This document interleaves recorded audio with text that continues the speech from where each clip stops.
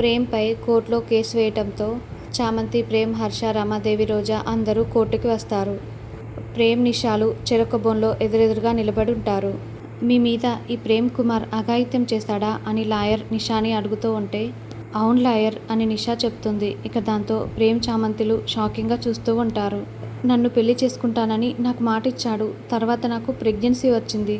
ఇప్పుడు నీ ప్రెగ్నెన్సీకి నాకు ఏ సంబంధం లేదు. నీ కడుపులో పెరుగుతున్న బిడ్డకి నేను తండ్రిని కాదని చెప్తున్నాడు. ప్లీజ్ జడ్జి గారు, మీరే నాకు న్యాయం చేయండి అని నిషా ఏడుస్తూ ప్రేమ్పై అన్ని అబద్ధాలు చెప్తూ ఉంటుంది. న్యాయం ఉంది నా వైపు. అన్యాయంగా నాపై కేసు పెట్టింది. నేనే తప్పు చేయలేదు యువర్ ఆనర్ అని ప్రేమ్ అంటాడు. కోర్టుకి కావాల్సింది నిజాలు. ఇతనే అఘాయిత్యం చేశాడనటానికి మీ దగ్గర ఏమైనా సాక్ష్యాలున్నాయా అని జడ్జి అంటే, మా దగ్గర సాక్ష్యాలున్నాయి యువర్ ఆనర్ అని నిషా వైపు లాయర్ అంటాడు. దాంతో చామంతి చాలా షాకింగ్గా చూస్తూ ఉంటే, ప్రేమ్ మాత్రం ఏం చేయాలో అర్థం కాక బాధపడుతూ ఉంటాడు.